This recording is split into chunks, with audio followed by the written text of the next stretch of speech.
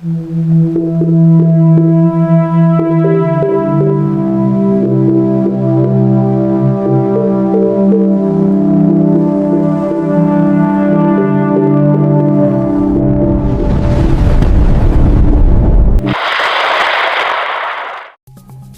araw po sa inyong lahat. Narito na po ang pinaka-latest nating update sa magiging lagyan ng panahon ngayong araw ng Friday, ika-13 ng Pebrero taong 2026. Sa kasalukuyan, patuloy pa rin ang pag-iral ng mga weather system sa ating bansa na kung saan nga po nagdudulot ito ng maulap na paborin at mga kalat-kalat na pag-ulan lalong-lalo na dito sa may silangang bahagi ng Luzon, Visayas at Mindanao, na kung saan nagdadala ng mga localized thunderstorm itong mga weather system sa ating bansa. Nariyan pa rin ang hanging amihan or northeast monsoon at yung easterlies na siyang mainit na panahon na nanggagaling sa dagat Pasipiko, na kung saan itong dalawang weather system ito nagkakaroon ng pagsasalubong dito sa may area ng southern portion ng Luzon and then northern portion ng Visayas, na kung saan nagdudulot ito ng maulap na paborin at mga kalat-kalat na pag-ulan, na kung saan tinatawag natin itong shear line. Samantala, bukod nga rito sa tatlong weather system na patuloy na umiiral sa ating bansa, nariyan pa rin po ang low pressure area na ating patuloy na minomonitor dito sa may silangang bahagi ng Mindanao, na kung saan nga po sa kasalukuyan ay bahagyan na nga po itong pumasok sa ating Philippine Area of Responsibility at huling namataan dito na po sa may area ng Tawi-Tawi at Sulu, na kung saan ito ang siyang magdudulot ng mga localized thunderstorm at mga kalat-kalat na pag-ulan lalong-lalong na pagsapit ng hapon at gabi.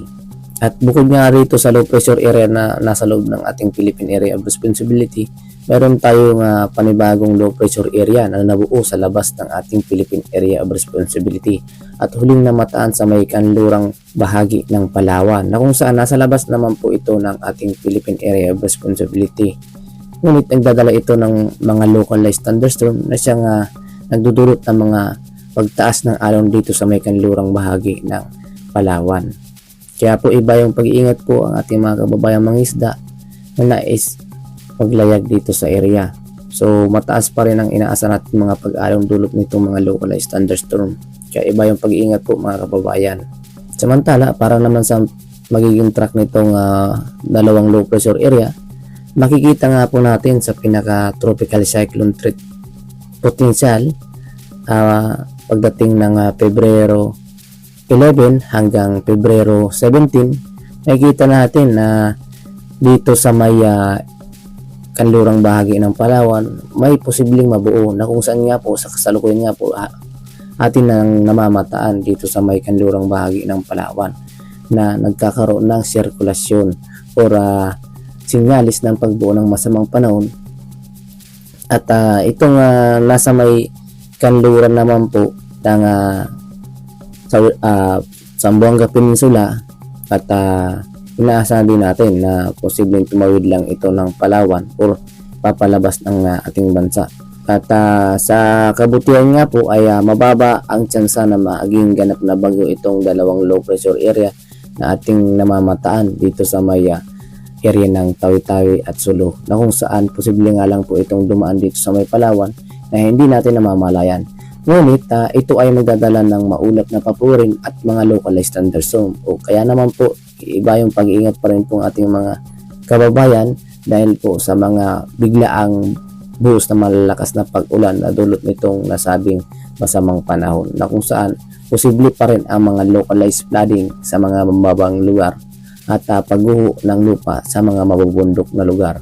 Para naman sa magiging lagyan ng ating panahon dito sa Luzon, inaasahan pa rin po natin makakaranas pa rin ng maulap na papurin at mga kalat-kalat na pag-ulan dito sa area ng Cagayan Valley Region, Isabela, Aurora, Quezon, Camarines Norte, Camarines Sur, Catanduanes, Albay, Sorsogon at Masbate. Dulot pa nga rin po yan ng epekto ng hanging amihan at ng shear line. At sa mga nalalabing bahagi ng Luzon ay inaasahan din natin makakaranas ng improving weather at mababa ang tsansa ng mga pag-ulan dito sa may area ng Lawag, Apayao, Abra, Ilocos Sur, Ilocos Norte, La Union, Pangasinan at Zambales, kabilang dito sa may area ng Bataan, na kung saan inaasahan natin makakaranas ng improving weather system. At dito na rin sa area ng Cavite, Laguna at Batangas, na kung saan inaasahan din natin ang improving weather ngayong araw. Samantala dito sa labing bahagi ng Luzon, dito sa area ng Mimaropa, sa lugar ng Oriental Mindoro, Occidental Mindoro, Marinduque, ay inaasahan din natin ang bahagyang maliwalas na panahon na sinasama ng mga localized thunderstorm. At para naman sa may lagay ng panahon dito sa Visayas, ay inaasahan pa rin natin na mataas pa rin ang posibilidad ng mga pag-ulan dito sa may area ng Samar, Northern Samar, Eastern Samar, Biliran at Leyte. Dulot pa nga rin po yan ng pagtatagpo ang dalawang weather system na kung saan dito ang tinatawag natin ang shear line. Samantala sa mga nalalabing bahagi ng Visayas ay inaasahan din natin ang improving weather sa umaga, kung saan mataas din ang posibilidad ng mga localized thunderstorm pagsapit ng hapon at gabi dito sa area ng Iloilo, Capiz, Aklan at Antique, kabilang dito sa area ng Guimaras, Negros Occidental, Negros Oriental, Cebu, Bohol, and then Siquijor, makakaranas ng mga localized thunderstorm o mga biglaang buhos ng mga pag-ulan.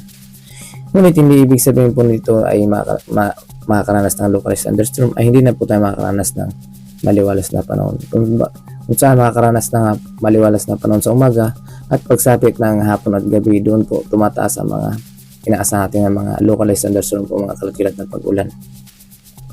Kaya po iba yung pag-iingat pa rin po sa ating mga kababayan na dahil sa mga banta pa rin ng mga pag-ulan na siyang magdudulot na mga pagbaha at pagguho ng lupa sa mga mabubundok na lugar. At para naman sa magiging lagay ng panahon dito sa Mindanao, ay inaasahan pa rin natin mataas pa rin ang tsansa ng mga pag-ulan ngayong umaga dito sa area ng Dinagat Island, Surigao del Norte at Agusan del Norte, Surigao del Sur, Agusan del Sur, at kabilang dito sa Maya, Davao del Sur, and then Compostela Valley, Davao Oriental. Lulot pa nga rin po yan na mga cloud cluster na galing dito sa may hanging easterlies o yung mainit at temperatura na siyang nagdudulot dito sa area ng nasabi nating lugar na maulap na papunan at mga kalat-kalat na pag-ulan. So ngayong umaga po yan. So pag sapit naman ng hapon at gabi, inaasahan natin na bahagyang hihina ang epekto nitong mga cloud cluster. So bahagya naman po yan dito naman po pagsapit ng hapon at gabi dito sa may Zamboanga del Norte, Zamboanga del Sur, Misamis Occidental, Lanao del Norte at Basilan, Sulu, Tawi-Tawi ang makakaranas ng mga localized thunderstorm. So magta-transition po yan. So pagsapit dito sa hapon naman, dito sa may Kanluran naman po yan, makakaranas ng mga localized thunderstorm kabilang dito sa may area ng Palawan. Na siyang inaasahan din natin makakaranas din ng maulap na paporin at mga localized thunderstorm pagsapit ng hapon at gabi. So pag ngayong umaga ay makakaranas pa rin po ng maaliwalas na panahon at pagsapit ng hapon at gabi mas mataas na po ang posibilidad ng mga kalat-kalat na pag-ulan at maulap na paporin dito sa may kanlurang bahagi ng Mindanao, kabilang dito sa may Palawan area. At para naman sa magiging lagay ng ating panahon dito sa karagatan ay inaasahan din natin ang magiging improving na. So wala po tayo nakataas gale warning sa kahit anong baybayin ng ating karagatan. Ngunit iba yung pag-iingat pa rin po sa may Hilagang Luzon at Silangang Luzon na kung saan inaasahan din natin ang matataas pa rin ng mga pag-alon na kung saan umaabot pa rin sa 2.1 hanggang 3 meters ang taas ng mga pag-alon.